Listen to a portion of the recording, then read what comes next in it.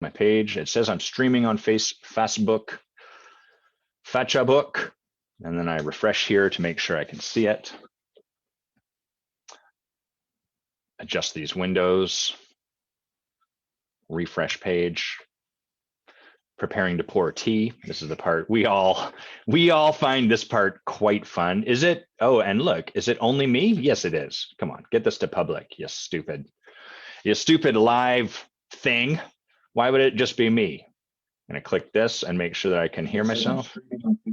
Great, it's all working. It's time for the tea, guys. We start this off the right way. Today's featured mug is one of, who is this? I'm going to totally out myself. I'm not very good about Disney princesses. This, I believe, is Cinderella or Cinderelli.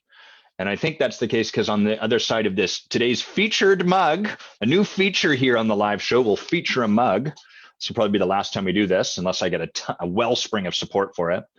A dream is a wish your heart makes. And to me, that sounds something like what Cinderella's fairy godmother might have said. Hey, here's a question. Did the wicked stepsisters, did they have fairy godmothers? And if so, what in the fuck were they up to? Like, if you're the fairy godmother, first of all, if only some people get a fairy godmother, that seems kind of elitist. And then second, if all people have fairy godmothers, why didn't they have those girls' backs and be like, hey, you know, you're being nasty and you're doing that because you're scared and you think that like the world's really scarce and this is the only way you can, I know you think the only way you can get a suitor is like because you've been convinced that you're unattractive and all of this stuff, and you know, let me help you see things in a different light, let's coach you a little bit. All of that could have happened, but it didn't. So I'm wondering, first of all, what I know to be true about these stepsisters is that they learned from their mom, who learned from her mom or father, you know, like the way they learned to be is a function of how they were trained to be. And I'm wondering, like, does that same dysfunction happen in the fairy godmothers as well? Like, is it just like, oh, you got crappy fairy godmothers? Anyhow, write in, send email, send letters if you like. Let us know your thoughts on this. I think it's a really intriguing premise. And I'm going to say that this is probably today's question of the day that we've got there. So what was the deal with the fairy godmothers of those wicked stepsisters? Why weren't they stepping in and stepping up? Doing a bit of work. A dream is a wish your heart makes was, hey, Donnie, nice to have you with us. A dream is a wish your heart makes was a line from Pinocchio. Well, damn, what's going on? That's because Pinocchio was never with this lady, I don't think. Maybe there's a director's cut. Pinocchio at night.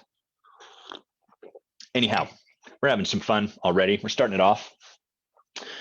I suspect that what might have happened for those fairy godmothers is what I call stand fatigue, which is the first thing I'm going to talk about today in this conversation that we typically have about coaching and leaders. So I'm going to talk about what stand is. I'm going to talk about this notion of stand fatigue, and I'm going to try to get my hair looking the way I like it. Maybe adjust my eyebrows a bit. And okay, well, it's all working good.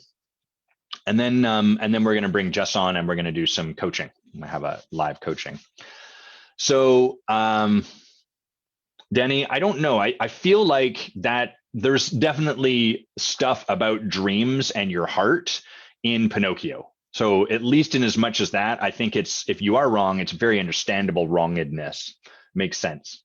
Hey, Sharafat, good evening. Good evening, I believe. In Africa, it would be evening at this point of time.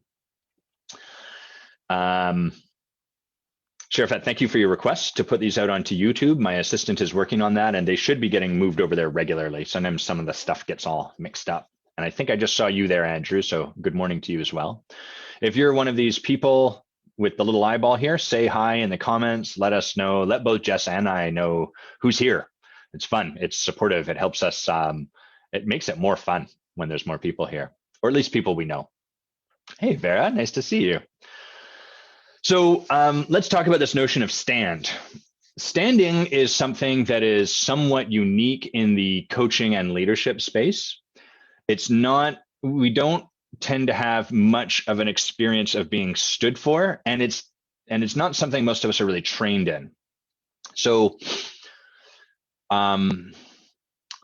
in order to have stand, someone first has to make a declaration for themselves. So I have to say what I'm really committed to doing is I'm committed to going to the gym 365 days out of the year, or I'm committed to like getting engaged in a year's time, and that's going to require a bunch of stuff that I've got to do. What up, Jared Anderson? Nice to see you, man. I enjoyed, you did a video recently and you looked delighted. It was nice to see your smile and your warmth and the love and playfulness that you are. So once I, as an individual, have a declared result, something I'm committed to, now I can be stood for. Being stood for, if I was to stand for someone, that would be like me having my hand on their back. And what happens when someone puts their hand on your back is that that hand on your back takes away the ability for you to turn away and run off. So you can no longer run away from the thing that you've declared. You've got someone holding their hand on your back so that you kind of have to face it. There's a lot of what coaches and leaders do. That's a lot of the work. And what's going to happen is as you have your hand on someone's back and they're confronting what is frightening for them and they're confronting their resistance, if there's no resistance that shows up, then they probably didn't make much of a declaration. It's just like, yeah, I'm going to eat ice cream every night for the next week. Big deal. I don't need someone to stand for me. I'm going to do that. I'm reliable for that. There's no edge for me in that. But if I was to say, like, I'm going to go and talk to 10 strangers on the bus every day, that's going to be really edgy for me. And I'm going to come up with reasons why not do that. Excuses, reasons why this isn't the day to do that. Maybe next week. So standing for someone is challenging for a few reasons. The first is once you energetically put your hand on their back, they're going to push against you because you're the thing that's inviting them to stay with what is scary. You're the thing that's there saying, hey, you made a commitment to yourself. And I'm just here to remind you of that. I'm just here to stand beside you so that you don't forget your commitment. We all make commitments. And when we are confronted by our resistance and our fear, we try to renege on our commitments. We try to renegotiate our commitments. We try to like, well, I did say that, but here's why it's actually not a good week. And so what I'm going to do is next week and blah, blah, blah, blah. So this is just the nature of development for humans, is that we make a commitment, we say we're going to do something, and then very quickly, once we're confronted by whatever is confronting, we try to change it up, mix it up, do something different, change our mind, renegotiate, blah, blah, blah, blah. Basically get out of doing what is scary. So there's a couple of things we as humans are compelled to do in this. The first thing is we try to shove, if you imagine your hand on that person's back, we try to shove them into it. So we're like, well, I'm going to call you every hour on the hour and make you do the thing. I'm going to annoy you until you do the thing. So we're no longer really standing for someone. We're forcing them into it. We're not holding our hand, stopping them from turning away and letting them still be at power and at cause to choose into the thing that they've said they want to do. We're now thrusting them into it. So that actually takes away someone's agency. It takes away their power. What that does do for us is it lets us feel like it takes away our heartbreak of having to be someone in their resistance. It takes away the annoyance of having to be with someone in their resistance. A really effective way that people resist is they kind of just sort of dawdle and make things really tough and they suffer a bunch. So if you're standing for someone, they've said, hey, I'm going to go and talk to 10 strangers on the bus, and then you're with them on the bus and you've just got your hand on their back. One of the things you're going to see them start to do is like, oh, this is horrible. This sucks. This can't happen. I don't want to do it. They're going to make it really miserable for themselves. And being around someone wallowing in a pit of misery is kind of miserable. And so what that does is it seduces us as the person standing for someone into shoving them into it, forcing them through this, getting them out of this horrible misery they're creating for themselves and making them do the thing so we can just fucking move on. Let's get past this. So it's a very effective strategy this person has. The trouble is they don't actually create the breakthrough. They just get forced to do this. And then next time that they're up against someone, their choices become either don't do it, don't make the commitment in the first place, or find someone out there in the world to force them into the stuff that they're scared of. And you can do that. That is a strategy you can adopt in your life. I know a guy wanted to be on our podcast once who had paid someone to slap him in the face. He got famous, I think, for this. Every time he got distracted, this woman would slap him across the face, and then he filmed it and it became a viral sensation. You could go through your life doing that, but I would assert that a much more powerful way to take on our lives would be like, hey, how could I develop the ability in myself to really choose into that without needing someone to hit me in the back of the head, without needing someone to force me down the path? So that's the first thing we do when we're standing for someone. We break our stand by pushing forward. The other thing we do, the other way we break our stand for someone is we just go like this and we let them fall right back. So the person's like, look, Adam, this isn't the day. I've thought a lot about it. It makes a lot more sense. Things are tough at work, blah, blah, blah, blah, blah, blah, blah. I'm going to do this next week. And you've probably had this experience where next week becomes next week, and then it becomes next month, and then it becomes next year. And then hopefully no one's still talking about it. And then I can just set this behind me and then start creating more goals like be a better human. So what happens in that instance is because this person has a hand on their back, supporting them to face whatever is confronting, rather than confront the thing out there, the easier thing to do is to turn and confront the hand on the back, attack the person that's standing for them. Try to convince the person to remove their hand, because if you do that, then the person can leave. So the work of coaching and leadership is to remove our attachment entirely and to continue standing for someone. It doesn't mean we force them forward, and it doesn't mean we remove our hand. They still have all the power in the world. They can grab our hand, throw it to the floor and say, fuck you, don't do this. I don't want any more of this. And our job then is to release it. The point in all of this, the challenge in this, and this is the thing that eats coaches and people that call themselves leaders alive, is that holding your hand and not doing anything other than that, reminding people of their commitment, loving them however they show up, and keeping our hand on their back is incredibly fatiguing, which is why we do the other two strategies. And it's also why those strategies are so effective for the person running them.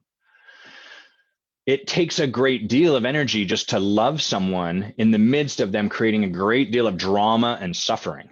It's a lot easier for us to be like, fuck you, do the thing. So shout at them until they do the thing. And then we can be like, good, bye, and move on. But there's no breakthrough down that path. It's also a lot easier to be like, you know what, fine, whatever. Next week, you're not going to do it anyhow. I'm not going to stick around.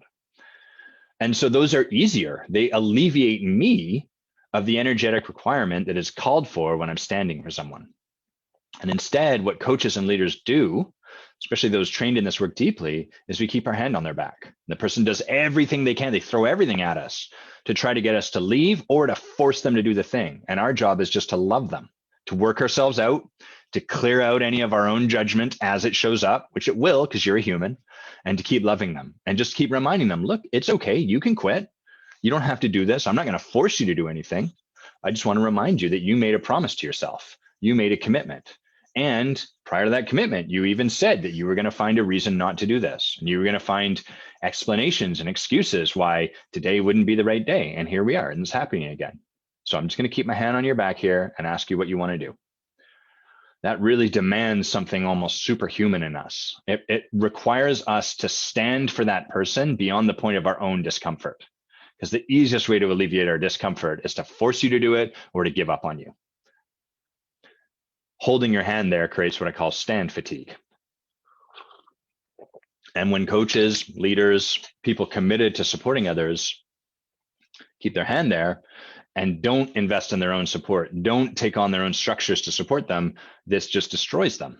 It demands a lot. It requires a lot of capacity, because what happens is our judgment gets driven up and then we get jaded and frustrated and gritty and crunchy about the whole thing. None of this is wrong.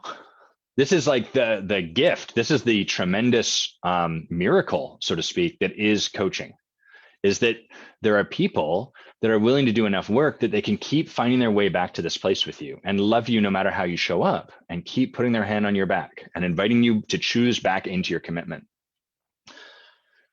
If you feel stand fatigue, that's okay. That means that you're doing the work. So that's the main thing I wanted to talk about today.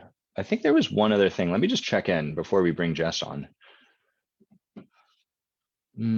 Stand fatigue, standing for someone.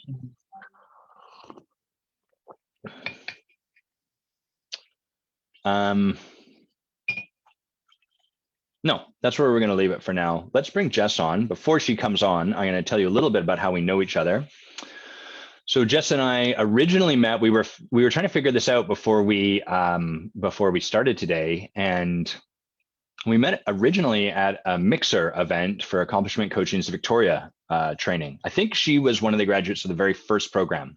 So when I led this work, I initially took their training in Seattle and then joined their leadership team and led their work for about 5 years in Seattle and San Diego. There was no Canadian program at this time. And right as I said, I'm time for me to complete, moving on to something new, the next year they brought a program to Victoria. So now you can take on that work here in Victoria. And there was I still am affiliated with their work and try to support it and put as many people in it because I think their work really changes lives. And so I was at a Mixer event and met Jess at this. And then since then, our orbits have just sort of been aligned. So I've seen her at graduation dinners that I've gone to for the Victoria program. We've connected on and off in various places. She's currently going through the Creating Clients program. She might share a bit about her experience of that towards the end, but that's how we know each other. And I think that's all I'm going to say. Jess, let's get your camera on. Let's get your mic on. Let's get you up in this space. What is up? Hello. Hello. Got that cool piece of art. We were just admiring this. If only all Zippos worked this way. I just get flame from my came up. Yeah, or just like the feminine in general, or nature. Like this one, just look at that. That's not quite as cool. Well, this is a very nice lighter. I like this a lot, but it doesn't do what that does, which is much cooler.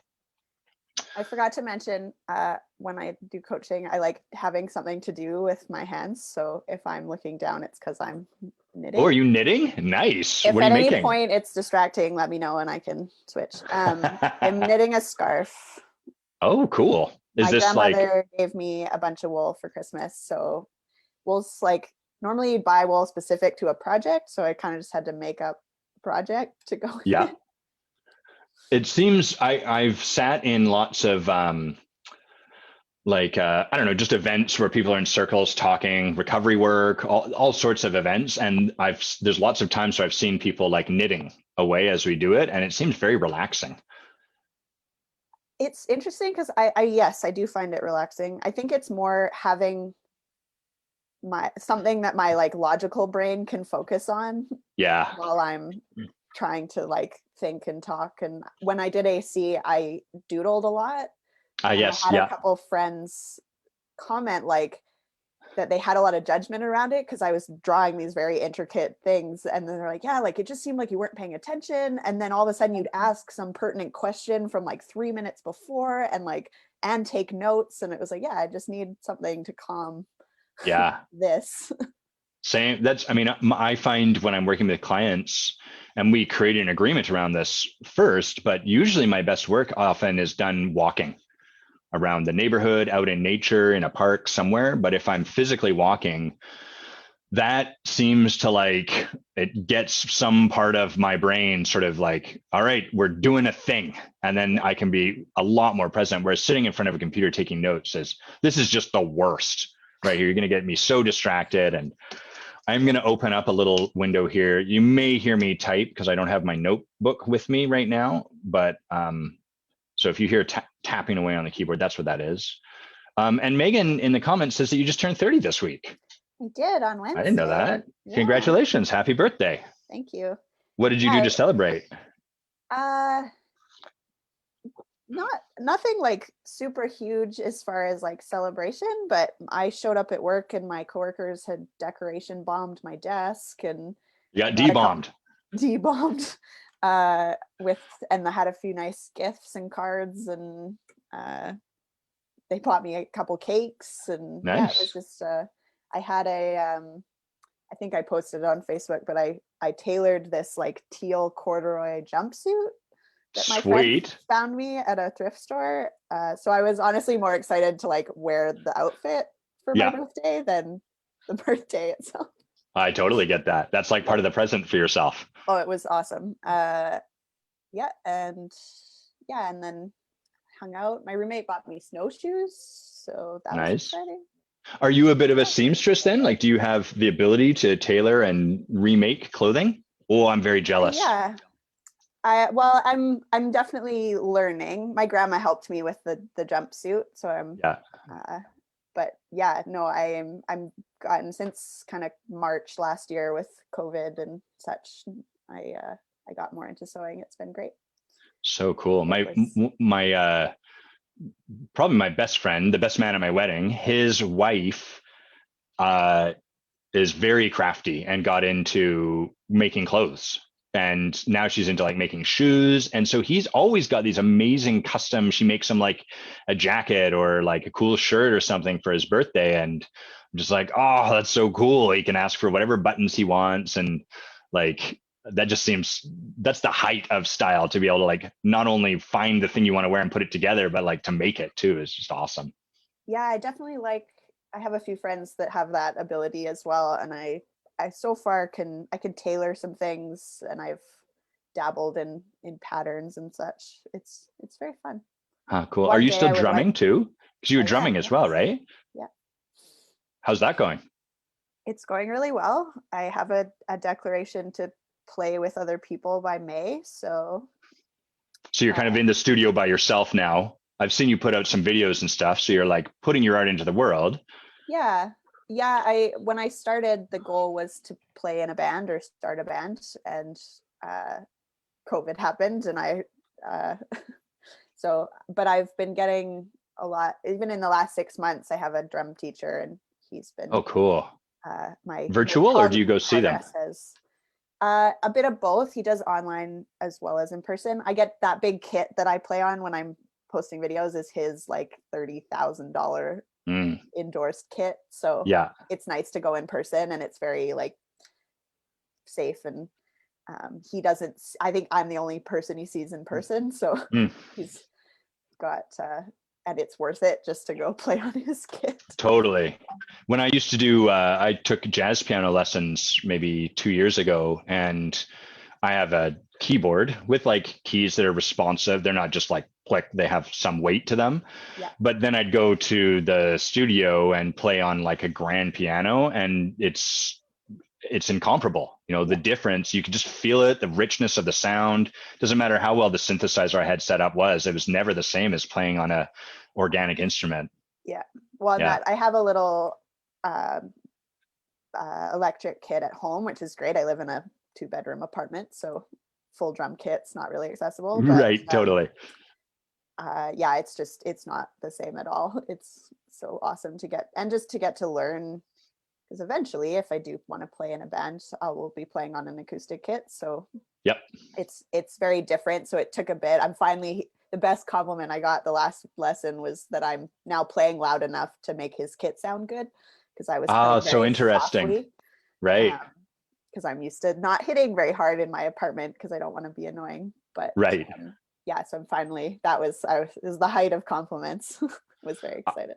I really love that because there is so far, by the way, Megan is getting what she's getting from this conversation is that you're amazing. So Thank excellent. you, Megan. Good. Love Yeah. you. Good work, Megan, getting that. And good work, Jess, conveying that. I love that piece. I'll say this and then we're going to dive in together. But like this idea that you learn to play quiet for a valid reason. And then the impact of that on a particular drum set was that it was too quiet to sound good. Like you did it for a good reason, but then once you get on this drum set, it's like, no, you actually have to play with a certain volume to make this sing, to make this work. And that was having me think about the nature of people's presence and radiance and how we dim ourselves down because we don't want to shine too bright. And it's like, you're not shining bright enough for who you be. It doesn't work. It's out of whack. So it's just like a really cool ontological piece to that with that drum set. I've gotten so much, like, I guess metaphorical like life lessons out of drumming, because Yeah. for a lot of it, I still have a hard time with improv and like drum fills and Yeah. just coming up with things on the spot, because I'm so concerned about like getting it right or Yeah. not sounding stupid. And yeah, it's been such an amazing, like, easy access place to practice that and just like play what comes Yes. up and like yeah, it's very cool. I And found, yes, the playing loud, being loud, taking up space. Drums are literally the instrument that is very dominating and loud. yes, totally. Yeah. It's an art. It's an art to play loud. It's an art to play quiet. It's all the art, right? And being able to like what is called for in this moment. And anyhow, Anyhow, let's let's dive in. Let's do some coaching. And it's cool. I'm excited to do this because I don't think I've done a live since I've been working with the mentor that I've been getting support, that's been supporting me on my MCC qualification. So it'll be interesting to see if this is just a complete calamity. The thing I notice is that I keep sending her calls and I'm like, this one was a disaster.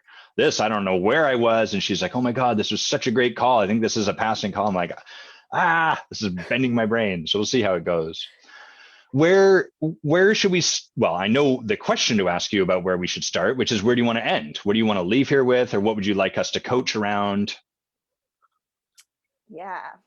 Um, I think the thing it's it's interesting having Megan on here because she for my birthday I requested video messages just because I Yep. can't see people in person, and I spent most of the day half in tears because they were so beautiful. And Mm, um, the piece that really got acknowledged that I funnily enough is sort of a breakthrough I'm working on is around intimacy and doing the client's course, like intimacy and connection. And I think the area where I'm really sort of noticing, um, I guess, just sort of like a clunkiness is around like coaching and business and financial abundance and bringing in all of the things that make me amazing, like creativity and drumming and um, sort of the fun joy part of my life into those things.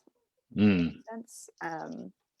I'm just noticing there's almost a resistance to doing those things or creating that because I have a story that it somehow is boring or not like I can't bring like merge those things together right. in a what was the thing I said, in an effortless way.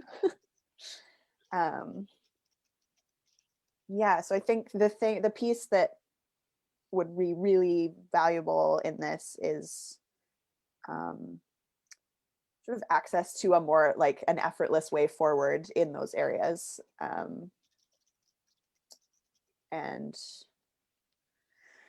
uh, yeah, and sort of and more like access to like doing the thing. I'm very good. I have a coach, and like I tend to be an insight junkie. I'm like, give me the like nugget, and then Right. but then I go off and like you said in the intro, like get confronted and don't do the thing. Maybe one more nugget. One more nugget, yeah, or I'll get some like mind blowing insight and then go, oh well, that'll of course that'll Right. solve all my problems. Um, yeah, so looking from a lens of like more action, like something to enable me to do the thing. Mm. So I heard a fair bit in that, which is great.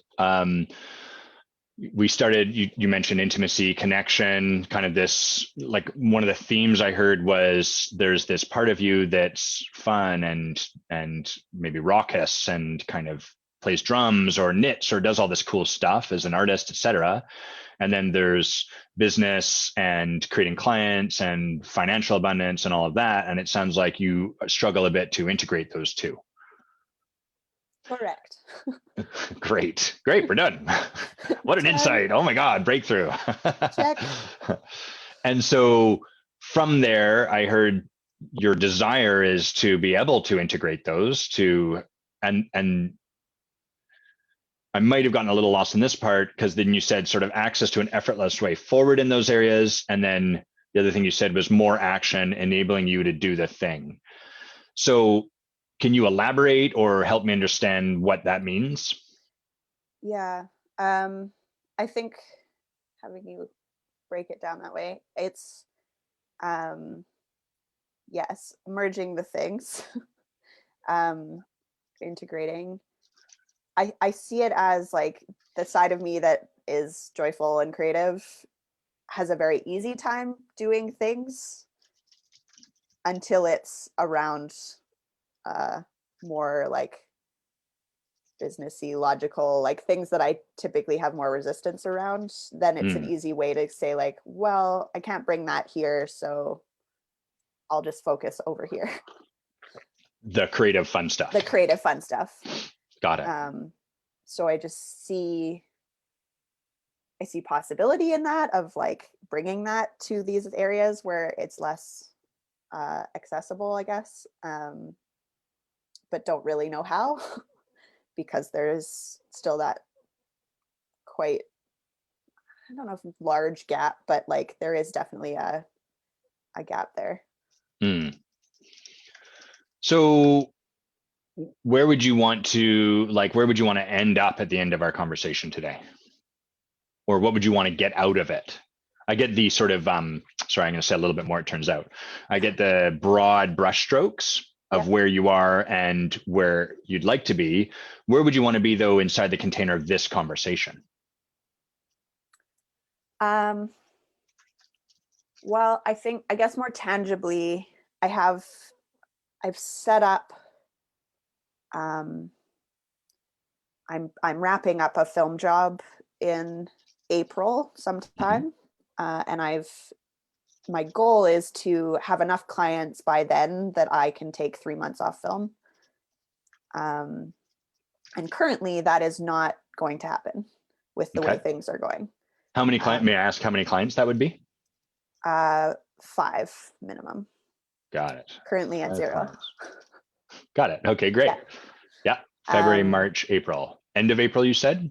Wrapping. Oh, yeah. in April sometime. Okay. Sometime. I think end of April. Is sort of, we don't have a definite date. Got it. Yeah. So what I see as sort of like the undercurrent of the request is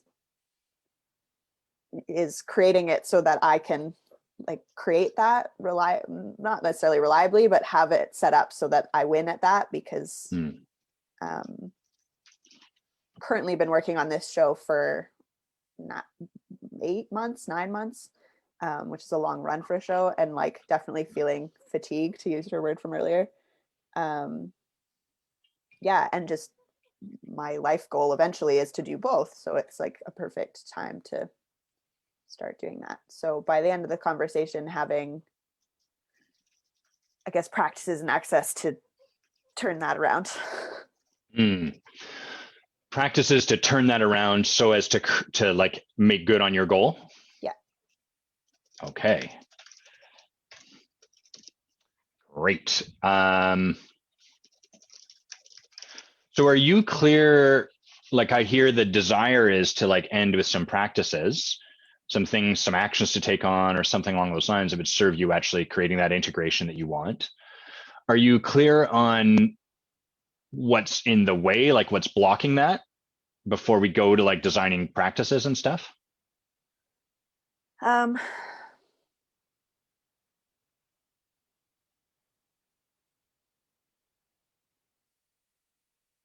sort of. There's been a lot of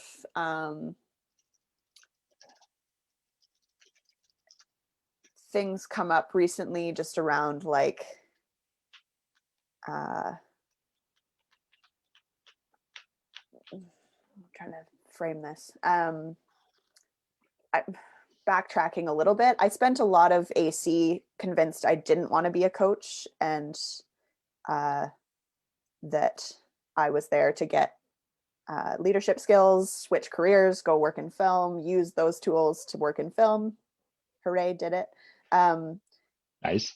and then towards the end, sort of went, oh, actually, this is great, and I like this. Yeah. Um, I think there is a lot of still residual like good enough story in that. So I've been creating a lot of, can't remember how you've worded it before on one of these, like I'm playing to not lose. Right. And sort of proving to myself and others that like, well, maybe I don't want to do it, and like that's why I'm not getting clients, versus like saying I want clients and creating that. Right. Got it. So there's been a lot of work recently around, and partly why I'm doing the course is a lot of story around sales and like not wanting, like trying to create something authentic and play to win. Right. Of course. Yeah. Yeah. Okay. So, well, let's look here. A little directive of me, but where do you find yourself stymied? Like, where do you notice you're just not in action? Because I heard you bring action into the space, like, oh, I'd like to actually take action beyond just having insight. So where do you find yourself stymied?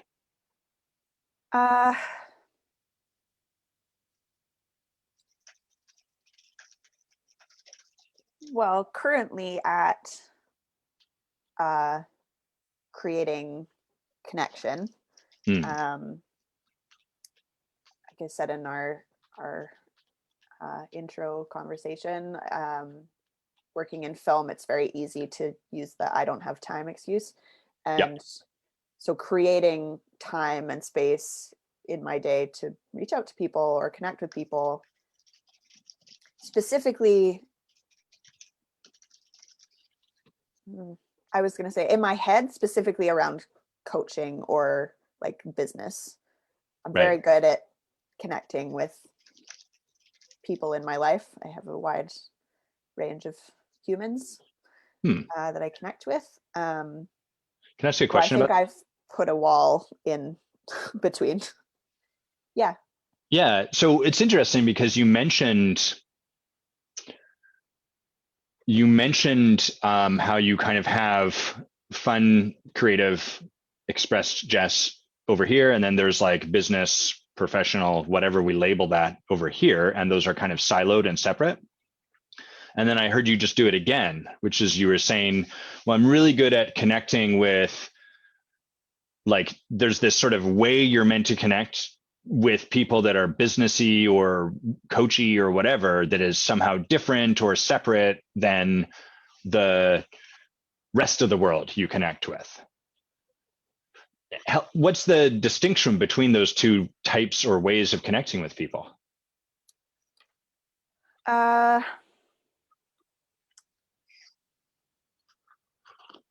think my heart says nothing. My head says, like, I have to provide value, or like, like somehow there's like a, like proving I fit sort of story around it. Or yeah, more the like, I need to like provide more than myself to it, where in sort of fun, creative jest world, I can just show up and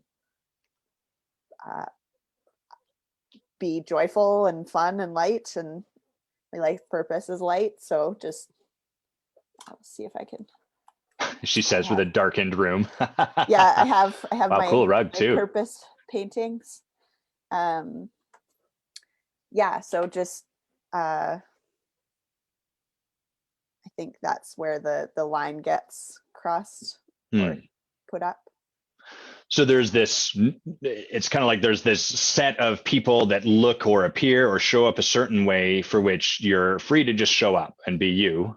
And then there's this other class of people that they require something different of you. I'm not saying this is true objectively, but it sounds like that's the way it's set up inside your world a little bit.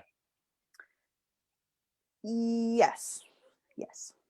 Okay. Was there more? I was going to say, I think that's the, there's a bit as well about like reaching out to people I don't know, or creating time for that, I guess, is more the, I sort of seemingly effortlessly talk to people in my life that I know and love and fuel me up. Yeah. But I think it's the the expansion piece of it, reaching out to people I don't know or need, outside of Okay. my sort of bubble.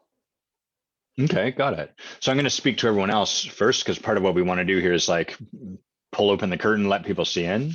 Yeah. So the first thing we've done for everyone that's listening or watching is just get clear, like, what are we trying to achieve in this conversation? And there's a whole bunch of reasons why we do that. The first is that there's a fundamental principle about the way the world works, which is you can have anything you want, but you have to be able to ask for it. So if I don't know what Jess wants, then the next thing that most people step into is they have a client who's complaining about what's not working, and then the coach tries to fix it for them, which is not the same as getting clear on what someone wants and then supporting them to create it. And when I do that, fixing that problem becomes my agenda. The client hasn't told me I want to fix that problem so as to get here. They're just like, this is not working. And I'm like, great, let's fix it. That's me getting into the space. So that's the second reason, is by having Jess get clear on what she wants to leave here with, then we've got Jess's agenda in the space, which I can stand for, I can support her with without it becoming mine. Where we're at now is kind of looking at, well, the thing that's showing up for me is I'm curious what Jess actually wants to create as opposed to what she feels she should create. So it sounds like there's like, oh, I should just reach out to people maybe on LinkedIn or hire a robot to hit them, and then I talk to them and it's all fine and good, which is cool if that's what she wants. But the flag is going up a little bit for me, that I'm curious, like, oh, are we in a conversation about what Jess wants or what she should want or should create in order to achieve some result? And my belief is that what we really want can get us a lot of what we need and what we are called to create in the world. We've just got it set up like, oh, I got to do all this other horrible stuff first before I can have what I want. And then that causes all kinds of problems. And no wonder we would avoid stuff that feels horrible. So having shared all of that, Jess, how do you want this to look? You know, if you could design it however you wanted it to look.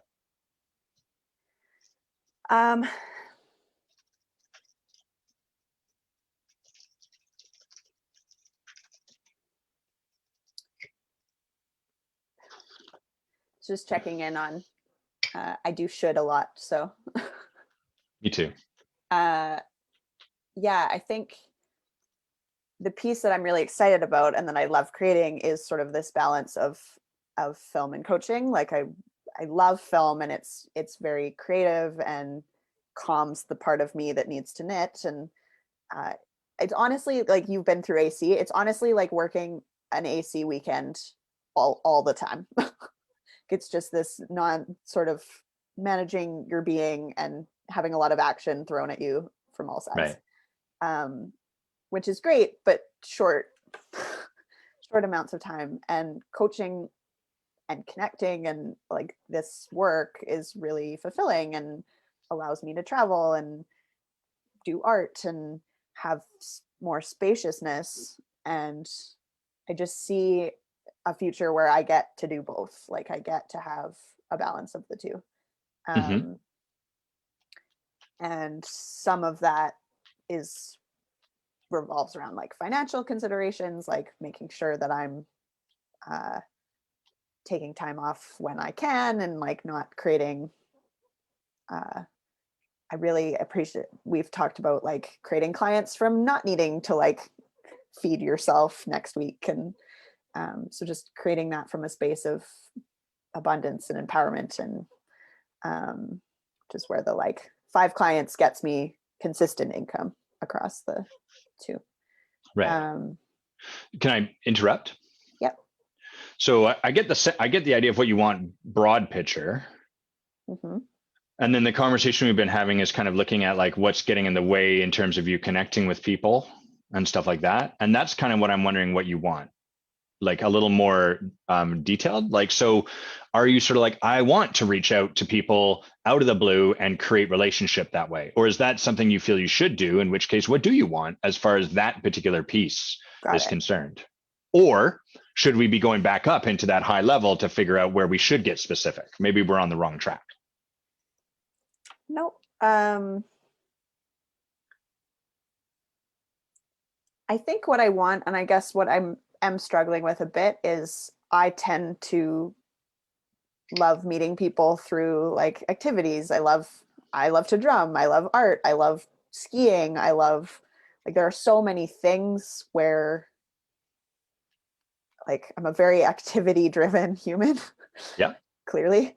Yeah. Um and I guess I'm kind of coming up against that thing where I do feel like I should be connecting with people more, like, in a more like kind of, I guess in my head it comes up as like sterile capacity Yeah. around, like, whether LinkedIn or Shaper or Facebook or whatever. Um, and it does feel a little bit like work, or like not quite where I thrive. It doesn't sound Um, fun. I mean, you just described as sterile. That doesn't yeah, sound, that's like, why I laughed. I was like, wow, yeah, I clearly have a. yeah. So is that, hold on. I started as a question, but I think this is an assertion. So it occurs to me there's sort of like, again, you've got this divide, and it's like the clients are over there in sterile land. And then over here in Funland, there's no clients. And then I'm great at connecting in Funland, but I hate going to sterile land. But that's where I have to go to get these fuckers that I will then work with, et cetera, which I can imagine I would probably avoid that too. So I'm curious if you could create clients or even connection or the possibility of that in Funland. Is that, like, would you choose to be going to this world that you're creating as sterile? Is that something you want to be doing all the same? Yes. Okay.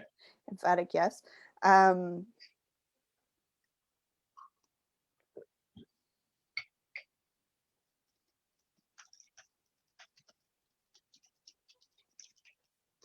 brain went off on some random, like, lost Yeah, the what showed up for you there? plot. Um, I think just realizing how much separation I've put in, like, kind Mm. of really got clear on like how big this gap I keep talking about really is. Um, Is there emotion with it? uh, just a bit of astonishment, I think. Mm. Yeah, like I really have, um, yeah, sort of this notion that somehow like people to coach are like not, are somehow separate from like the people that I connect with regularly. Yeah. Like there would never be someone like you in Yeah, Funland. Like you're the aberration. You're an abnormality. You're hanging in Funland, but the rest of the people that you want to coach, they're over in this other location. yeah, Yeah. which So is quite comical considering like the people I'm drawn to are the people like me who are like doing lots of things and are creative in some capacity, whether they're like that's their main uh, driver or not. But yeah. uh, yeah, that's typically more like the people that I in my head would like to work with are, yeah, in those realms of like, what did you call it, funland? Funland and sterile world is what I've got written in my notes here in Yeah, capital letters, yeah. separated by arrows. So let me talk to everyone else for a sec. Like one of the things we're doing a lot of as coach is setting down our knowing of where the conversation should go. I might have a question in mind, but my work is to be over here with Jess on her journey. This is her journey, her exploration. I'm just here to support her in that and going where the energy goes. So I noticed as we talked about sterile world and funland, that Jess kind of something showed up for her. I didn't know what. So I dropped whatever question I had and got curious about that. And then it felt like there was some kind of energy. I wasn't sure if it was an emotion or like what. It sounds like it was astonishment. We want to like go into wherever the client is leading, because that's their journey. That's where we're getting present to, and that's where the gold is. So, over here, there's all of these ways that I could see we could go, Jess. Like you could say, look, I want to go towards those people in the sterile world of LinkedIn, and I want to recreate the way I experienced that world. And I want that world to be every bit as fun as over here. Or the conversation could be like, I really want to create clients in this space that I naturally am drawn to be in called Funland. How do I do that? And we could look at that. Or there might be an entirely different place. So I'm curious where you feel called to take us at this point. I think it's a bit of both. Yeah, I guess I think the place I'm drawn to is creating his Funland, obviously. But yeah, and it's creating time and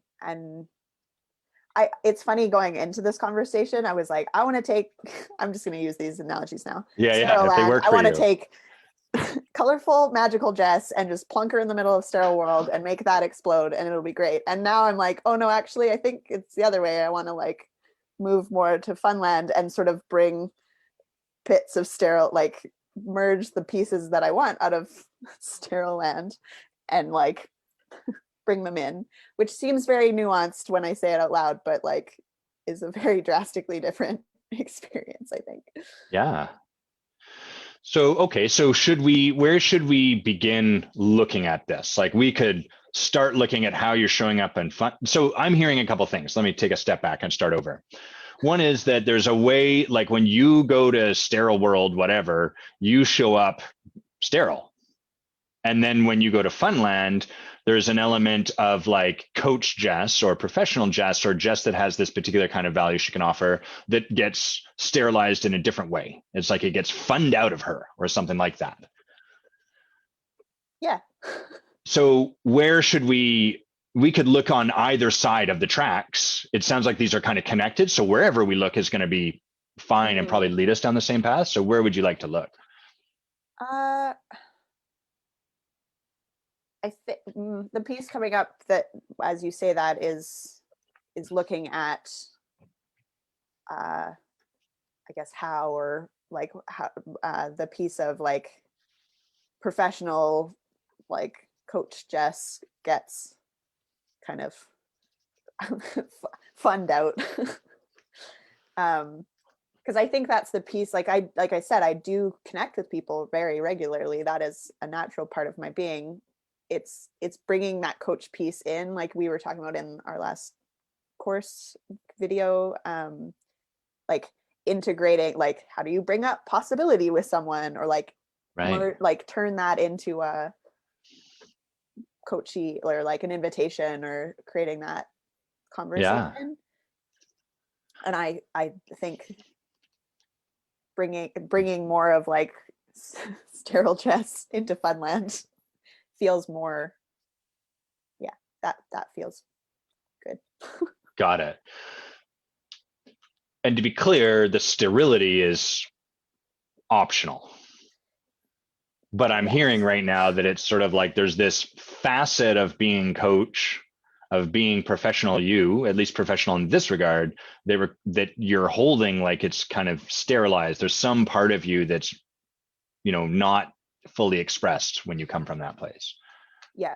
I think, to use like AC term, I like my fundamental tension is always like leader and power and creativity.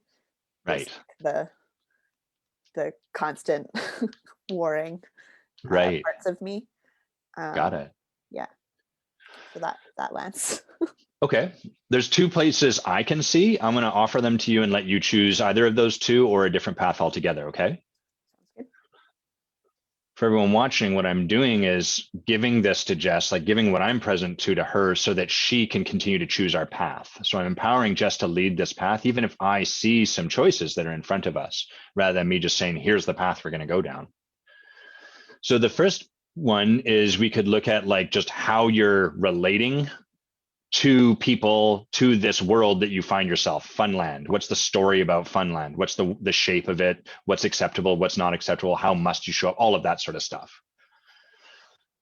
The second path might be like just taking a look at what don't you bring. Like both of these, just to be clear, point kind of in the same direction. They're just a sort of different inquiry. Would be like, what aren't you bringing? How are you showing up in this world that has it going the way it does? So we put our attention a little bit more on you and the way you do or don't show up. Or perhaps there's a third direction that you see would really serve us. Mm. Yeah, I think the latter, just the more like how I show up, what's in that space for me.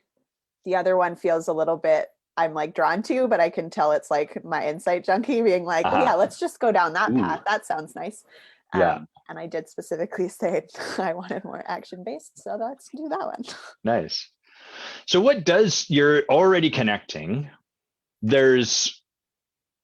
What is it that happens that has this be like different from how it should go or how you'd like it to go or whatever? Like let's get it clear on how it tends to go for you. Yeah, I mean, it depends. So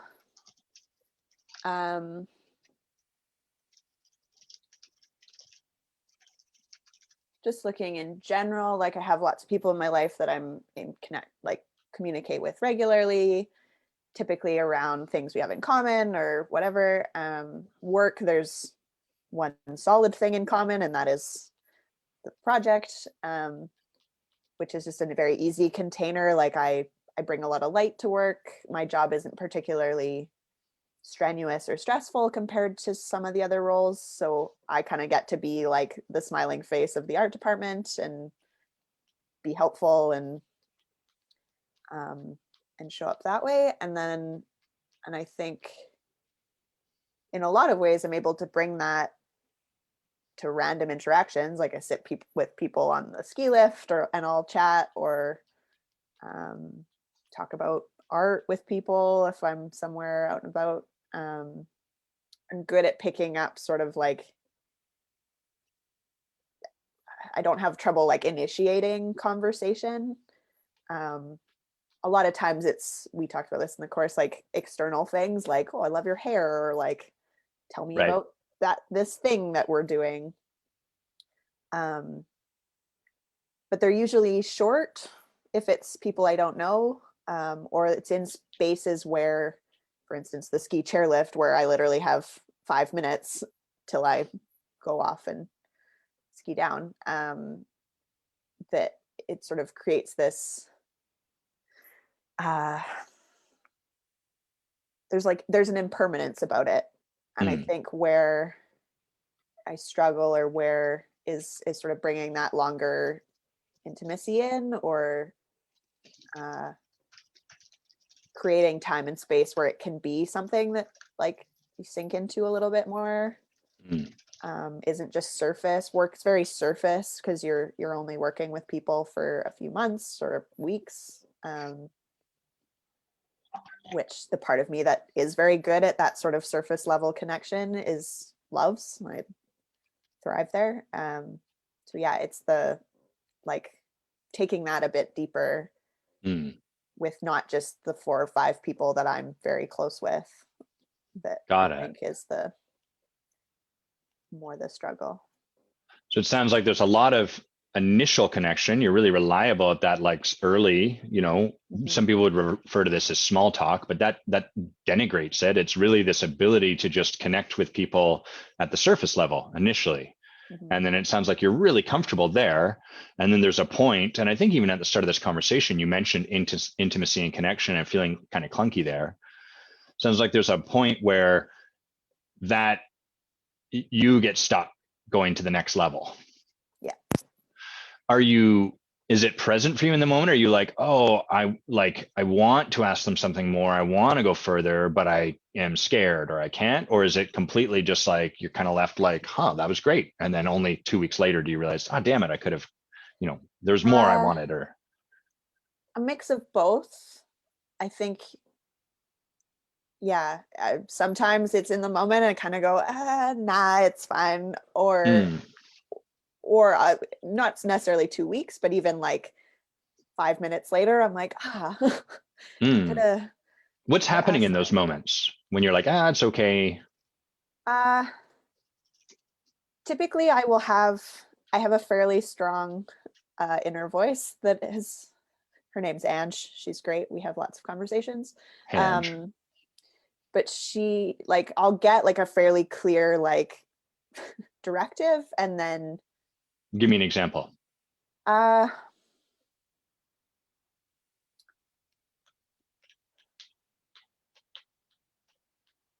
I don't know if I have one with relation.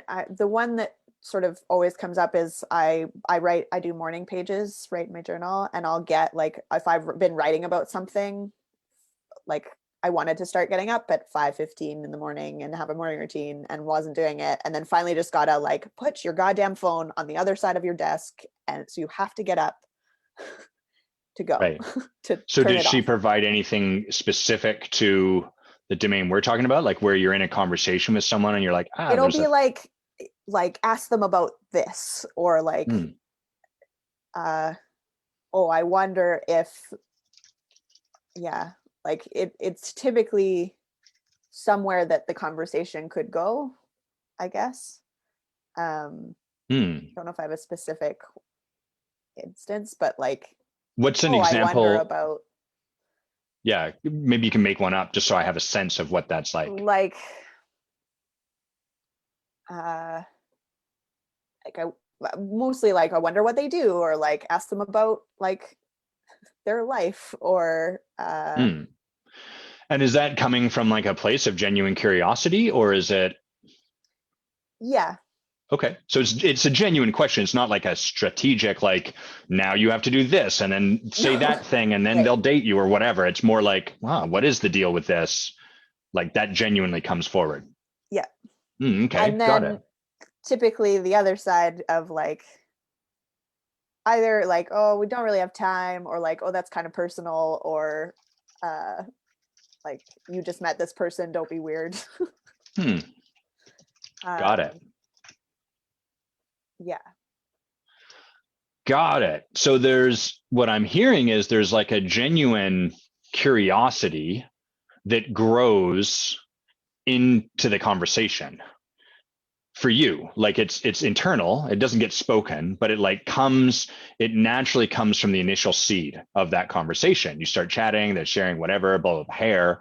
You're like, oh, I'm actually curious about this. And then there's another part that's like, we don't have time for that.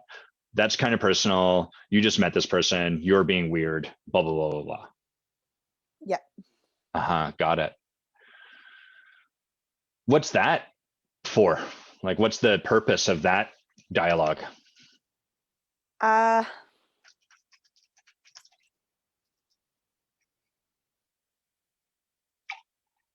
I've been this is I've been working a lot with my coach about this, is like Nice. my underlying driver is being liked and loved, I would say, actually, not even just so much liked, but uh yeah. So it's like an under like need to not like have shit go sideways and Mm. have them like have a bad experience, or like think I'm weird, and kind of be like, okay, nut job, like go away. Uh, what um showed up for you there, or what is showing up for you?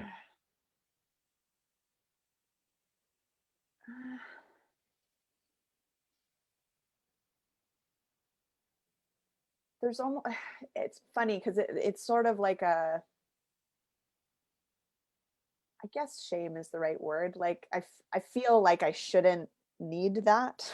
Mm. And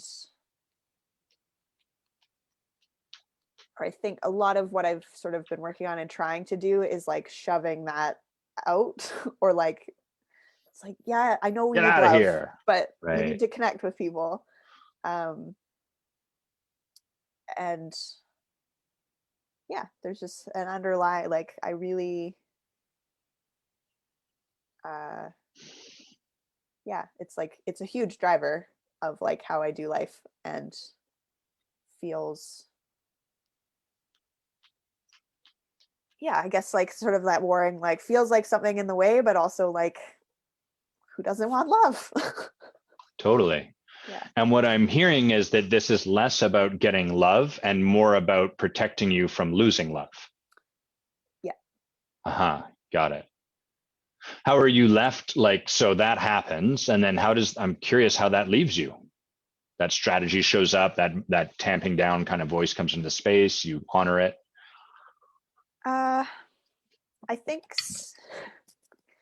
going full circle, similar to what you were saying about like the drumming thing around, like I feel sort of like uh disappointed, I guess, or Mm, like uh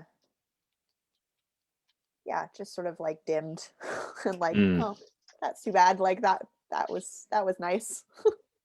got it. So disappointed in general, disappointed in them and you in the moment, and I would say predominantly in me and the moment, or like disappointed that uh like I couldn't uh there wasn't more time or more space, like just sort of left like, oh. mm, got it. Yeah, well, that makes sense. And it sounds like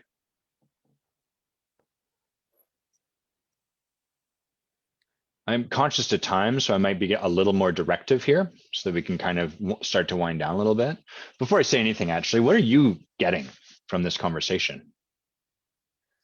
um well, the thing I just came up, you've actually acknowledged me for this before. I do have a lot of genuine empathy and curiosity for other people, and I think a lot of how I play this game, or where a lot of this separation is like avoiding the heartbreak in that. Mm, um I Yeah, I mean, and it shows that's a very common thing, I think, in all of my interactions and relationships. There's a lot of playing to not be heartbroken at any point. right. um yeah, so I think that's sort of the piece, like noticing. Mhm. Uh-huh. Noticing that playing to not be heartbroken. Yeah, Got it. came What up do when you you, said the like playing to, can't actually remember it, not so much getting the playing to get love, but like playing to not lose love. yeah, I don't Yeah, want them to not like me. yeah. There's this thing I noticed. This is a bit, my intuition is inviting me to share it. So I will. I don't know what you'll get from it, or if, well, stop qualifying it now. Yep. Um, why don't I fucking model something, Adam? So there, for me, one of the things I grew up as a man who wanted to be anything but yet another man, who was stomping and tromping on femininity, was very committed to being like a modern good man. And one of the things I was very, and I think a lot of men have this, very afraid of was being either overtly or covertly sexualizing female coworkers. Didn't want to allow that to happen. And so I remember these moments with, I had a lot of women who were mentors for me that I really appreciated. And I really thought they were fantastic. And I would have these moments where we would be like working on something and there would be this feeling, which only in hindsight and only after doing a bunch of work to open my heart back up can I distinguish, was the feeling of loving someone. Like I felt this feeling in this moment. I don't know if you've ever had this. I was like, oh, now I would look back and be like, wow, there's some intimacy in this moment and we're creating something and I'm loving this experience of working with this woman and she's amazing. This is so cool. But I was so terrified of that feeling, I killed it. I would shut it down immediately. And in that moment, that feeling on some level energetically, they would feel me withdraw and be left wondering without even maybe being aware, maybe none of this was conscious, but they would have this experience of like this energy that got created in a dance and then suddenly one partner pulls it away. Right. and being like, oh. So before I say anything more, what do you imagine might have been the experience on those women when they felt that from me? Well, probably the exact thing that you were trying to avoid. Can you say more? Well, I was just like, as a woman, like there I feel like energetically there is sort of like, you can feel that if someone's like trying to shut that part of them down, like there's, so yeah, maybe not consciously, but like probably felt a little weird and like, oh, like is this like sexual or like weird, like Yeah. eh. It creates something in the space, doesn't it? Yeah, exact thing you were trying to avoid creating. Yeah, and if not, oh my God, he's being sexual with me, or oh my God, he felt that and then shut it down because it's sexual, certainly some weirdness, if nothing else. Like, oh, Yeah. what was that? Mm-hmm. That was weird, Right. very abrupt. Yeah. What do you see or hear for yourself in that? uh well, yeah, I mean, we were talking about light. Like, I think when I'm in sort of a genuine interaction or connection with somebody, that is something that inherently comes through us. I'm very joyful and light and like sort of create the space for that. And I think then I get into my head, and that it's, I would imagine like dimmer switch, like somebody's just like, oh, like, what did I, like, that was really wonderful and cool and like great. And then it's like, oh shit, like now it's dark and like, what did I do? Yeah, yeah, Yeah. nice. What do you see you might practice from any of this? Like, what actions would you put into place? Um, well, I do see a lot around, like it helps that I like having it distinguished, like I do have those conscious or like moments of like thinking about. So Yeah. practicing actually following through, not shutting it down. Um, I think making time for uh, the things that I love doing that have the possibility of connecting with other humans. It's a good Mm. start. COVID times is very easy to just isolate in my house. Yeah, I've noticed that too. Um, So yeah. this is the part where I wonder if it would serve you to write down what you see you might take on. And it may Oh, not, but for me, I tend to forget immediately when I leave the conversation. got my, got my Ooh, whiteboard that can ready. I see that? Show that up to the camera. Let us all see that. That is, oh my God, that's beautiful. It's like a wood whiteboard. Mad jelly. My mother is retiring in 5 days, Cool. and organized her desk, and I got some cool things out of the Nice. bargain Very cool. that she didn't feel she needed anymore with not working her job. Practices.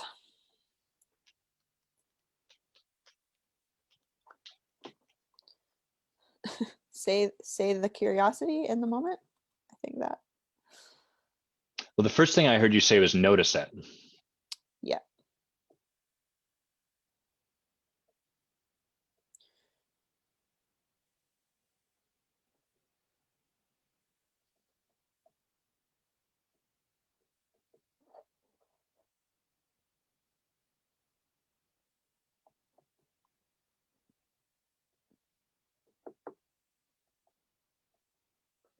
Cool. What would you want to do when you notice it? Like, what is there any practice you want to take on once you do start to notice that in the moment? Uh,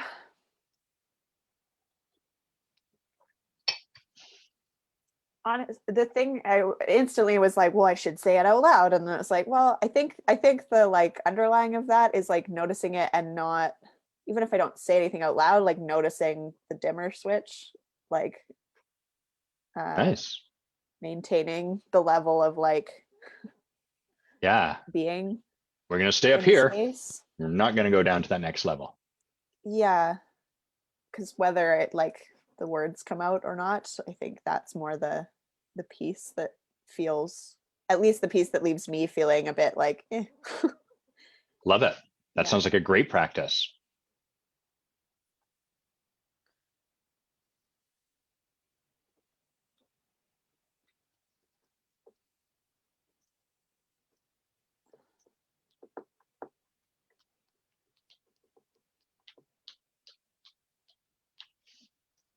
I think there's something in that too around, like, I think the dimmer switch typically is like when my brain goes, hey, this person could be a client, like it's like instantly up here and like in my head Right. and making things be weird. Right. Because then you get into sterile world. There's no room for your natural self in sterile world. And if this is part of your natural innate curiosity, get out of here. Yeah. Yeah.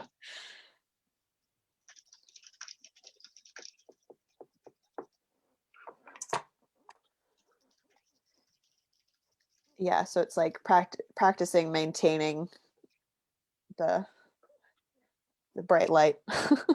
Yeah.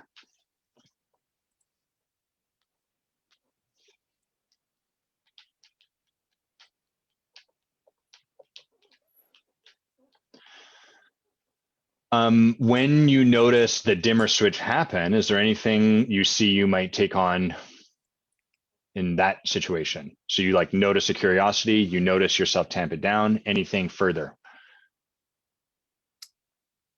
uh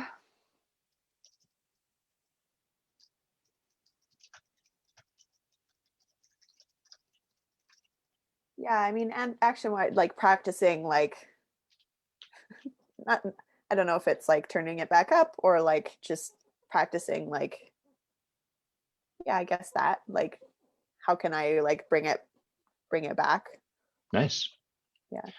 I've got one more that you might want to take on as well. I love what you just had. And the other part would be if you do dim it, you might just notice that impact. Mm, So notice in the moment, oh, do I feel more open with this person now or more closed? Do I feel more love in this space or less love? right. Notice impact. Yeah. Yeah, it's funny how uh being a people pleaser, how much time I spent worrying about like over here and less like the impact over there. Yeah. Well, It's notice the impact both with them, but also with you. mhm, Because what I heard you say was that where you're left on the other side of this is feeling disappointed, dimmed. It's kind of like, huh, is kind of the impact. mhm. And so maybe all there is to do is just notice, like, oh, that's leaving me feeling in the short term, it saves you from that sort of thing you're afraid of, which is like, what if I lose the love? But it's also leaving you disappointed and dimmed. And so maybe in that moment, that provides an opportunity just to see, like, oh, wow, huh, this isn't Yeah. really getting me what I want. Or maybe it is. We don't know. Yeah. Yeah. Cool. Anything else you see or want to declare or anything from the conversation? It feels like we're kind of winding down. Yeah. Don't think so. This feels I do have a lot of like tangible declarations and just was missing the juice, I guess. So that feels, yeah, feels good. How do It's we a do nice, on your, oh, go ahead. it's a nice like realignment back to what it'd be. Funland, Jess. How do we do in terms of what you wanted to get out of this conversation? Oh yeah, great. I mentioned at the beginning, I always sort of come into these feeling like, oh, I should have like a very tangible thing that I want. And then typically always leave feeling like, oh yeah, that thing. I didn't have words, but yes. Yeah.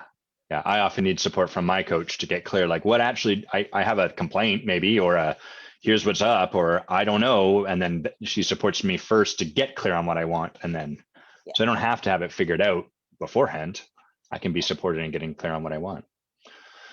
Cool. Well, then let's wind down. And then what we'll do is a bit of a debrief. There's a few questions in the comments, which are really great that I want to speak to and get your thoughts on. And then we'll finish by actually, maybe I'd like to finish by acknowledging you first. Would that be all right? Yeah.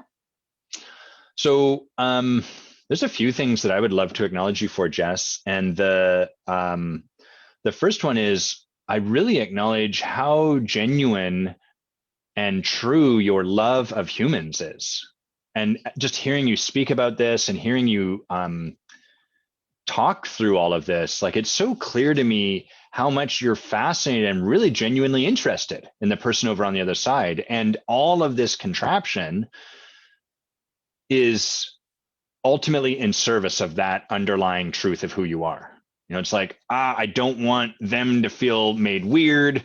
So there's like a bunch of caretaking and doing stuff to sort of keep things almost sacred, all of which is unnecessary at some level. But like all that to say, like, I really want to acknowledge you for the underlying truth of that. And that's what our fear does. It layers on top of who we already are and does a bunch of, gets in the way. It's our fingers getting in the machinery. And I so acknowledge the coach that's in you and the being of that, like, wow, I want the best for people and I'm fascinated with them. And what I love about that is that's all we really need. Requires a lot of trust that that's all we really need, and that that's welcome and allowed, and trust that however people respond to that love we provide them is fine and perfect. I really acknowledge you for your openness and your I'm going to call it like your humility in this conversation. So there's a real like willingness on your part to set down whatever you think you might know and just be in the conversation with me. And I really acknowledge you for being someone who's trained as a coach and yet is able to be client. There's not a lot, there's a few times where you're like, my heart says that there's nothing in the way, but then you very quickly got to like, and yet this is the underlying, like the sort of overarching truth that I think is real. But there's not a lot of you like trying to coach yourself 4 steps ahead or anything like that. And that really requires something. So I really acknowledge you for your openness and your willingness in this conversation. Did some really good work here. Thanks. You're welcome. Okay, well, let's debrief a bit. First thing I want to check in with you, like anything throughout that conversation where you're like, or just maybe the overall arc, where you're like, oh shit, we went here and I didn't expect that, or we turned left at this point and I didn't think we were going to go there. Anything along those lines? No. The couple points that and really allowed that like getting kind of open and into that space is like I love the breakdown, like you sort of like say stuff back to me. I'm like, oh yeah, that. Like the points where, and I think not having a clear coaching request that provides a lot of value. Just having some like, here's some options. Where do you want to go? Yeah. Creates a little, not trying to pull anything out of thin air is always nice. Yes. Yeah. Yeah, I go into my coaching. I often want to cancel my calls with my coach. Rarely do. Maybe once in the last 3 years have I like let this part of me get the better of me. But like often I'm like, I don't have the right request. And then I've got a whole bunch of judgment about that. I should already know what I want.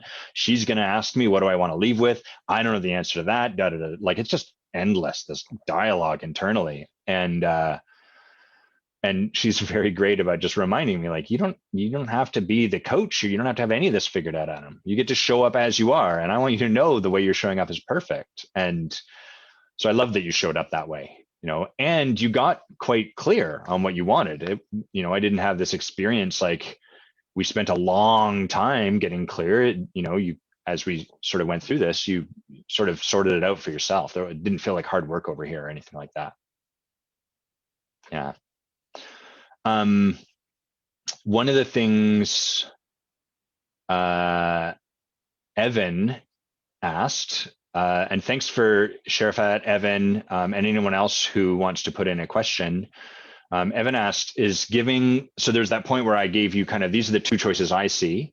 And then maybe there's a third choice. Where do you see for us to go? And I'd shared like, this is releasing our agenda. And Evan asked, well, is giving the client 2 choices not putting my agenda into the space? So before I answer, what was your experience as client in that moment?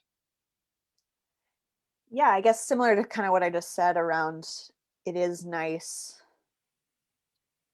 to have something to go out, like, and I mean, having the coach there to say like, this is kind of what I see. But then also trusting my own inner knowing that if something else came up that I would bring that from your words. Like, I think adding the third like arbitrary option sort of, it creates space for that, Yeah. I think, Got it. for me anyway. Nice. Yeah, it's so the like with here's my what I'll add to that. I think that's great the way you just shared it. And what I'll add to that is anything in coaching that becomes our automatic or our default is then the problem.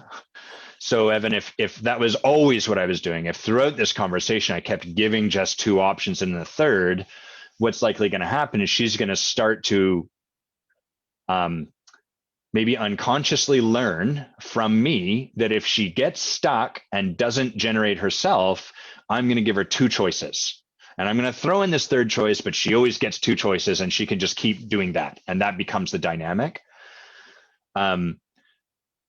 The other place I'll share, like when I first started getting mentored on my coaching, one of the things that my mentor Fran pointed out was she said, you do a lot of guessing, Adam. And what guessing would be is like a client would say something and then it'd be like, okay, so are you saying this or are you saying that?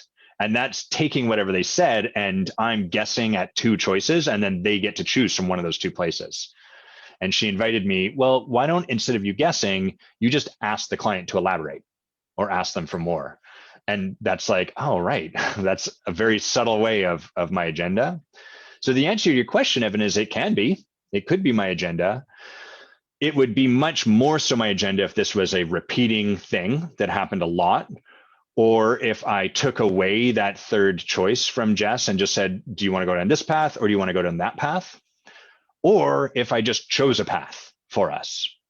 And so we're really talking about the art of this work we call coaching, of this way of being, is sort of in that moment, what felt like it might best serve Jess was to provide some choices and give it back to her and check in. And there might be another time where I'm like, I feel like Jess is going to not generate herself if I keep giving her these choices. So that's how I would lay it out. Anything you'd want to add to that, Jess? Nope, I think that says it all. Cool. Sherfat said, so one, this is supposed to be an easy conversation. Jess started up very clear as to what she wants, and it's kind of funny why she lost it in the middle. So before I read any more, I'll just say, was it supposed to be an easy conversation? I didn't know that. So that's a little bit maybe your story about it, Sherfat. And I'm hearing in that, this is not to make you wrong, but that you might have experienced this conversation as something other than easy. And at least for me, and Jess, you can answer this too, I didn't experience like we were struggling or walking through mud or anything like that. Was that your experience, Jess? No, I can sort of see where he's pointing to as far as like sorry. Yeah. At the beginning, like I was sort of like, yeah, I want practices. Right. And then we sort of went into a more hypothetical, Yeah. intangible place. But yeah, I guess but typically I would say my experience in coaching, that is very common, where I'll come in with a very like head driven, like I want this thing. And then what I really need is access to the thing underneath that yeah, actually will have me do the thing. So yeah, it wasn't ever hard, just not the easy, not necessarily straightforward. Yeah. So the rest of Sherifat's question, and thanks again for asking this, Sherifat's really great. She's saying, I'm like, Adam, can you just point this thing out once and for all so she achieves the breakthrough? Time's moving on. Point it out. So this is me attached to my own desire, I guess, rather than allowing Jess to do her thing. You're doing a great job, Adam. Thank you. But don't you think it may get tiring for the client on the run if we keep following them and allowing them to digress? Like she may end up saying, oh, I think we should come to the end of this conversation. I need to think, stuff like that. And then Sharifat said, I'm curious to know where this finally lands. So while Jess and I talk about that, Sharifat, now that we have finally landed, what do you notice? What are you present to? What did you see? And so Jess, did you feel like we were digressing or like you were completely lost? Like, was any of that your experience? No. And I would say there was a couple of times, like you did sort of jump in and not redirect, but just check in of, am I going off on a tangent? But yeah, no, I don't think so. Nice. Yeah, I would say like this is also part of the art of coaching, Sharifat. It's like we need to know where does the client want to end up. We need to manage the time. So I've got the clock over here on my eyesight noting like, okay, we've got 40 minutes. We can start to explore. And then as I notice, we've got 10 minutes left. We need like, this is the amount of conversation we're going to have. And now we're going to check in and see like, hey, what does Jess want to create from here? What's going to happen? What is she going to take on? And the reason, Sharifat, that I would not just give the answer to Jess is because that's me taking away Jess's agency. That's me taking away the ability for Jess to be on her own journey of discovery. And who am I to decide I know what it actually is? My job is to support Jess in her own discovery. And I share with you that desire. I'm brilliant, and I know you are brilliant too, Sharifat. I share this desire to be like, it's obviously this. Here's the thing. Great. Can we move on? I want to go have a beer. But doing that does a couple of things. One, it gives the client the answer they're craving, but it teaches them not to discover their own answer and walk through the challenge of not knowing and fumbling around and discovering something. It teaches them, if I sit in not knowing long enough, I will get rescued by this person. And so what you will create as coach is a bunch of clients that are looking to you for answers and looking for you to rescue them. And that will be dissatisfying in the long term for both of you because your client never creates a new way of being. They just learn to come to you for an answer. And eventually that's going to be dissatisfying because they're going to be like, I feel like I'm relying on my coach too much. I don't feel like I'm growing. I feel like I just go to my coach for the answer, and that's not good. And so having said that, that's what a lot of coaches do.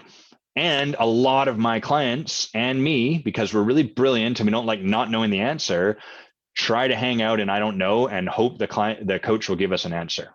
And coaching that will make the difference for us, that will support us to create a new way of showing up in our lives, often, especially for me and my people, is not giving in.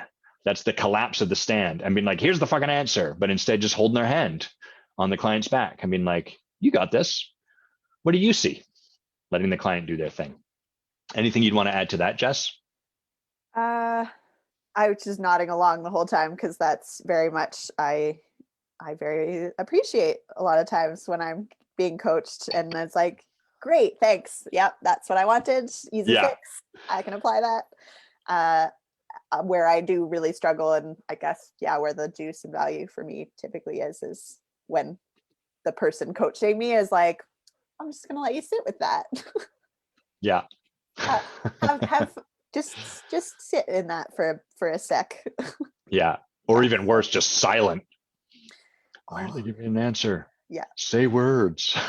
Yeah.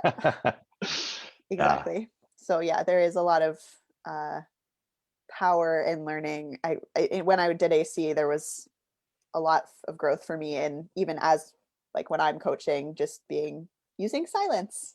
Yeah. Not needing to jump in and caretake and solve the problem. Yeah. This is one of the places where there's flavors of this for everyone. But as humans, we want to rescue people. And brilliant people, what we do is we rescue people from the suffering that looks like our own suffering. So brilliant people will want to rescue people from a suffering that is like, I feel stupid and don't know the answer. Because that's the flavor of my suffering. I don't like feeling stupid and not knowing the answer, and I suffer when I don't know. And then I'm like, I need to know the answer. What's the right answer? Give me the goddamn answer. And so coaches that are brilliant, they will have the hardest time just standing with someone when that person's struggling, not knowing the answer, and they will want to rescue them, which is basically that bulldozing thing I was talking about at the start. For other people, it looks different. For some people who are like really, let's say, generous, they will rescue their client from the feeling of being selfish rather than letting the client sit in this experience of like, I feel selfish. I feel selfish. What do you want to do with that? How do you want to go with that? Et cetera, et cetera, et cetera. Great question. Thank you for that, Sharafat. And Evan, you said, oh, so I was just saying, I think I missed what you said regarding, is there any other options? Right. Yeah. I'm just going to read your last thing. You agree, you thought it was a conversation needed in that moment, but was just curious from a keeping myself out of the space, right? Which can become a rule in itself. So one of the things people, as they're developing themselves as a coach and a leader, start to learn is at first we're like, I should be free of judgment entirely. So I can just show up and accept the client however they are, which is cool. And then that becomes the new problem because your judgments are actually pointing you towards like you have a judgment because something's showing up in the space that's a bit weird. Your judgment about it is kind of problematic. So we don't want to make it wrong that something weird showing up in the space. But then it's like, oh, the next level for this coach is to notice their judgment, allow it to be there, set it aside, and then get curious about the weirdness in the space. You ever do that, Jess? It's fun, right? Yeah, I am definitely, I want to be like as spacious and allow for as much as possible, and then just like shut everything else down. Just like, Yeah. oh no, that's probably there's some good stuff in there too. Yeah. One of the things that's maddening about this work is you can take two people who have coached for the exact same amount of time, trained in the same way, blah, blah, blah, blah, and the feedback they're going to get will be drastically, for one person, it may be like, you got to stop making assertions and get curious about this client. Like you are just telling them all sorts of stuff. And then the other person's like, you got to start making assertions and stop just asking questions. You got to put yourself in the space and give that to the client and then let them do something with it. And so it's not that there's one right way or wrong way. It's always the middle path. The sensei teaches us to walk on the left side because we've been spending too much on the right. And then next day is like, you need to walk on the right side. We're like, you told me left. Yes, but now you're too far on that side. So that tends to be the way this work goes. The judgment has us be curious, Evan says, but we remove the judgment and stay curious. That's right. Yeah. So the way this stuff gets piled up is someone shows up in a way that is something other than their authentic self. So if they're like someone really radiant, they show up quite dimmed, or they show up taking all the space up in the world. And we're like, yeah, we get it. You're radiant. So they're turned way up or they're turned way down.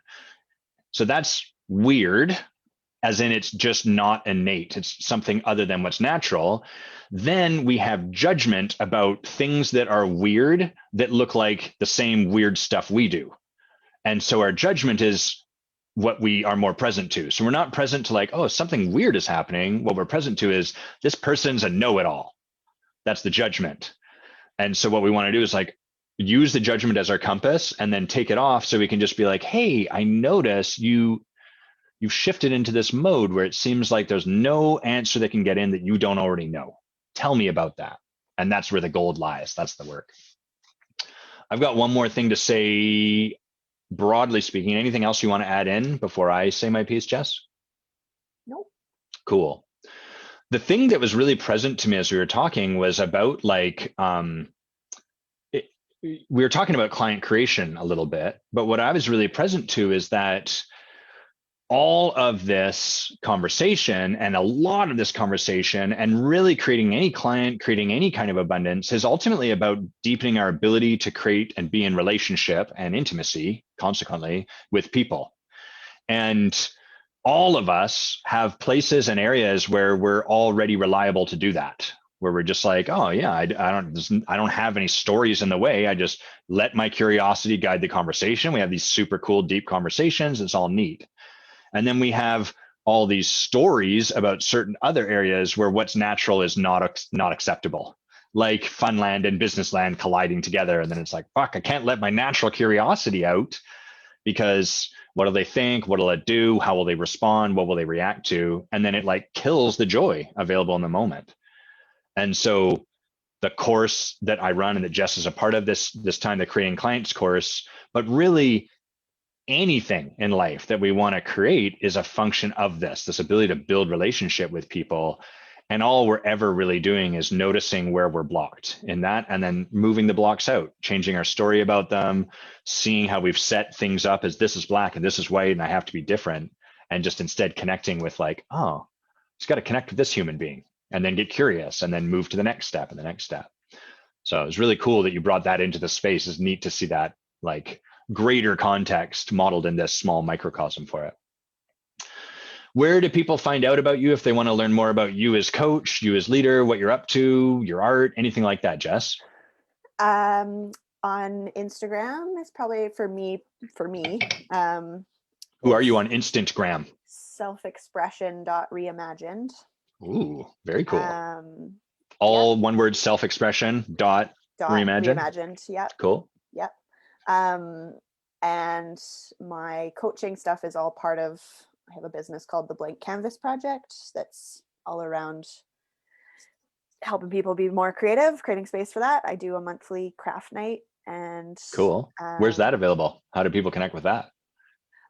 Most of the events usually on Facebook, but there's links from my Instagram. Nice. So that's the place to like go to the grams, connect with Jess there. Self-expression.reimagined. Website, my portfolio, all the things. Link in the bio. Nice. Yeah. Anything else you want to plug before we wind down? No, I don't think so. Cool.